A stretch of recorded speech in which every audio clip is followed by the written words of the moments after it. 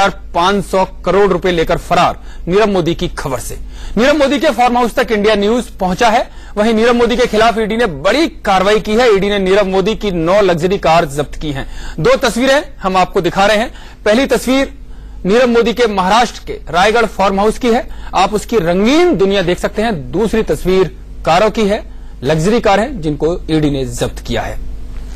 2 तस्वीरें आप अपने टीवी स्क्रीन पर देख पा रहे हैं। पहली तस्वीर में नीरव मोदी की वो रंगीन दुनिया है जिसके लिए वो हमेशा से सुर्खियों में रहा। वहीं दूसरी तस्वीर है उसकी वो लग्जरी कार है जिस पर बैठकर उसने अपनी शान शौकत दिखाई और आज वो ईडी ने जब्त की है। ये बड़ी कार्रवाई के तौर पर देखा जा रहा है। 2 तस्वीरें हम आपको दिखा रहे हैं। नीरव मोदी की रंगीन दुनिया, एक फार्म हाउस जहां पर इंडिया न्यूज पहुंचा है। रायगढ़ का ये फार्म हाउस है जहां की एक्सक्लूसिव तस्वीरें हम आपको दिखा रहे हैं और ऐसी शानदार, ऐसी रंगीन मिजाज की तस्वीरें जिसके लिए नीरव मोदी हमेशा सुर्खियों में रहा। और वे तस्वीरें, वो कारें आपको दिखा रहे हैं, लग्जरी कारें जो नीरव मोदी जिनका यूज करता था और ऐसी शानदार, ऐसी रंगीन मिजाज की तस्वीरें जिसके लिए नीरव मोदी हमेशा सुर्खियों में रहा। और वे तस्वीरें, वो कारें आपको दिखा रहे हैं, लग्जरी कारें जो नीरव मोदी जिनका यूज करता था और जिसके लिए वो जाना जाता था। ये लग्जरी कारें हैं जिनकी एक्सक्लूसिव तस्वीरें इंडिया न्यूज आपको सबसे पहले दिखा रहा है कि किस तरह का या किस तरह की लाइफ स्टाइल नीरव मोदी की थी।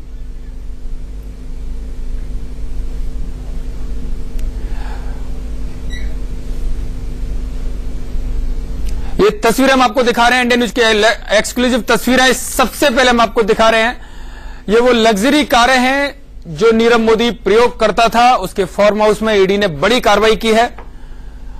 फार्म हाउस तक इंडियन न्यूज पहुंचा और वो जो कारें जब्त की हैं, बड़ी बड़ी कारें, महंगी शानदार कारें जिनको बोला जाता है लग्जरी कारें, वो आज ईडी ने बड़ी कार्रवाई की है और इनको जब्त किया है।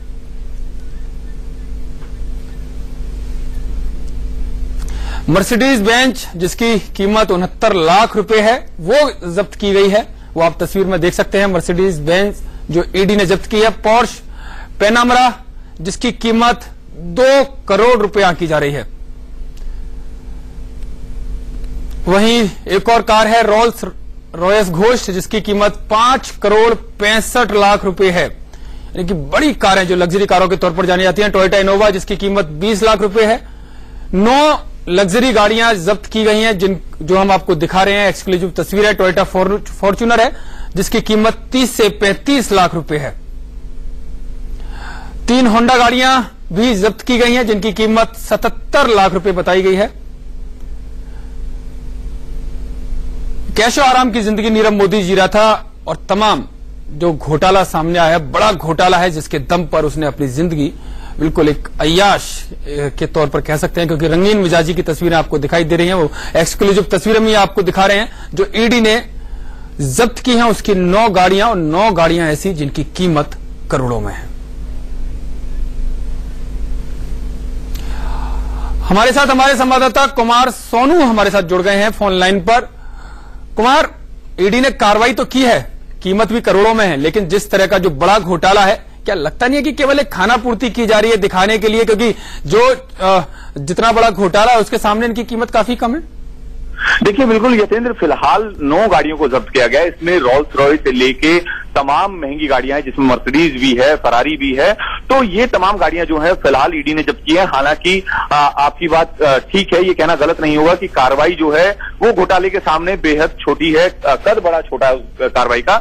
लेकिन एक बात बताएं कि शेयर्स भी जो है वो भी जब्त किए गए हैं। तकरीबन जो है म्यूचुअल फंड है वो 7 करोड़ के आसपास के हैं, उन्हें जब्त किया है। लगातार ईडी कार्रवाई कर रही है। फिलहाल पूछताछ भी की जा रही है संबंधित अधिकारियों से जो इस पूरे मामले में। ये जो गाड़ियां जब्त की गई हैं, क्या एक ही जगह से गाड़ियां जब्त की हैं, क्या अलग अलग जगह पर? क्या इसकी कोई डिटेल मिल पाई है? देखिए, नीरव मोदी का ये फार्म हाउस है जहां पर ईडी ने छापेमारी की थी और उसके बाद जो है ये गाड़ियां जब्त की हैं।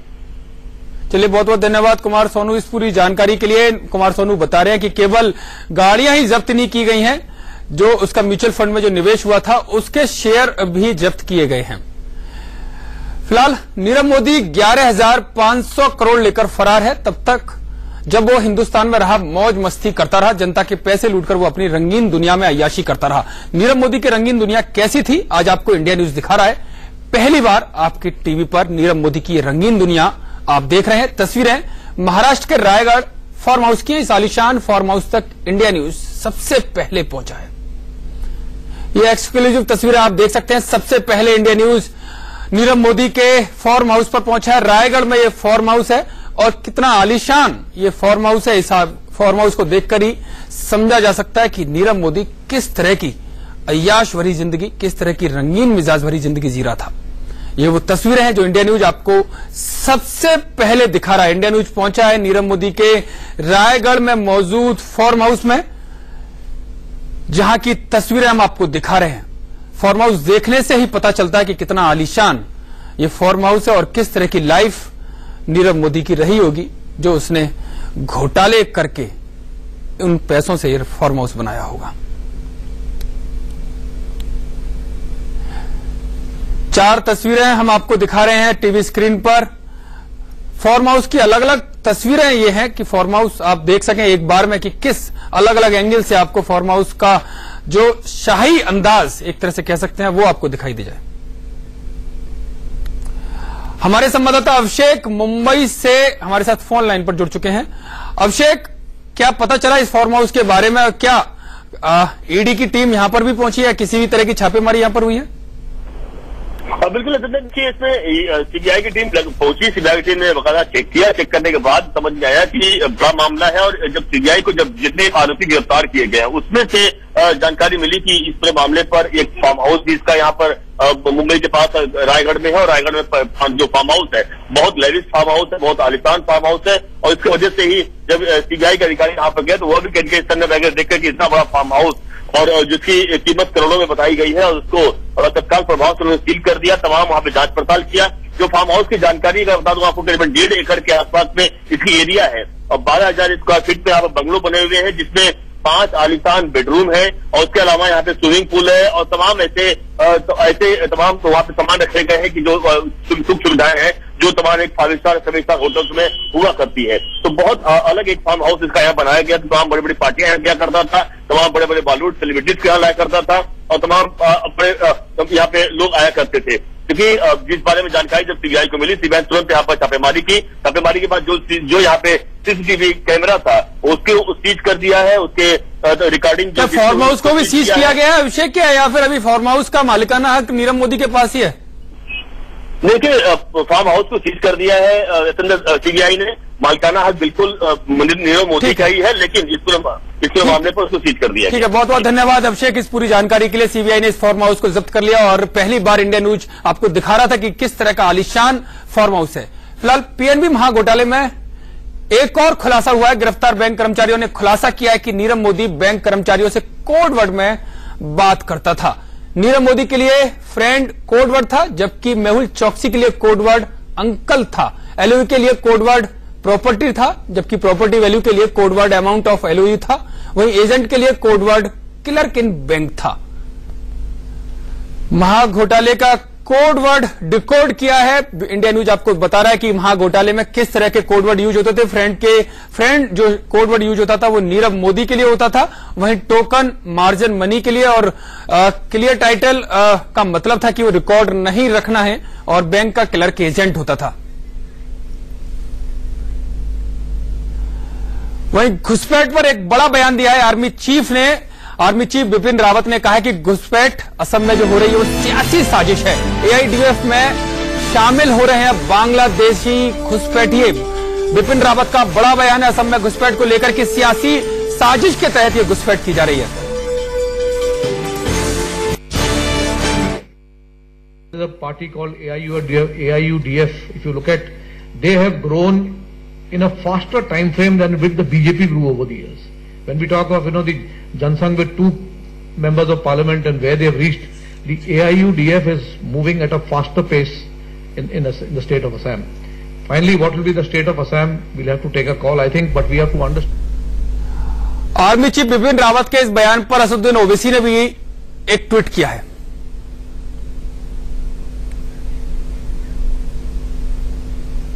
आर्मी चीफ को राजनीतिक मामलों में हस्तक्षेप नहीं करना चाहिए, ये असदुद्दीन ओवैसी ने ट्वीट किया। उसने लिखा है कि किसी राजनीतिक पार्टी के उदय पर बयान देना उनका काम नहीं है, लोकतंत्र और संविधान इसकी इजाजत नहीं देता है।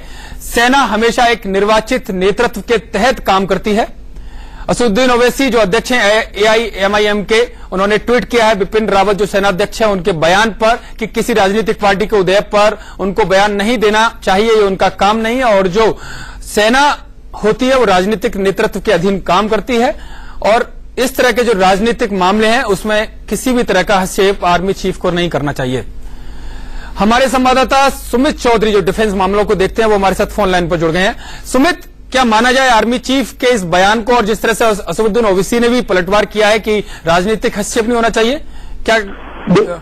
जी यतेंद्र, सबसे पहले तो ये बात है कि आर्मी चीफ ने पूरी चीज सिलीगुड़ी कॉरिडोर को लेकर और खासतौर पर वेस्ट बंगाल के आसपास जो बांग्लादेशी बसे हैं उसकी महत्वता को बताते हुए कहा था। उन्होंने साफ तौर पर कहा था कि इसके दो बड़े कारण है। पहला कारण तो ये है कि जो वहां पे बांग्लादेश में स्पेस की कमी है, जो फ्लडेड एरिया, उसके चक्कर में ये इन्फिल्ट्रेट करते हैं। और दूसरा ये कि असम के कई इलाकों में या फिर दूसरे इलाकों में इसलिए भी आते हैं क्योंकि हमारा जो कई ऐसे पड़ोसी देश हैं जो लगातार इनको इन्फिल्ट्रेट कराने की कोशिश कर रहे हैं। और उन्होंने एक कंपैरिजन देते हुए, ये उदाहरण देते हुए बात समझाई थी कि ऐसा भी होता है कि कई पार्टीज को इनका जनाधार लगातार बढ़ता है क्योंकि ये उन पार्टी, कई छोटी पार्टी या फिर कई पार्टी जो है इनके जनाधार पर लेकिन सुमित, इसमें एक बड़ा सवाल ये होता है जब आर्मी चीफ खुद AIDUF का नाम ले रहे हैं तो क्या इसको लेकर, कार्रवाई को लेकर उन्होंने कोई बात की है?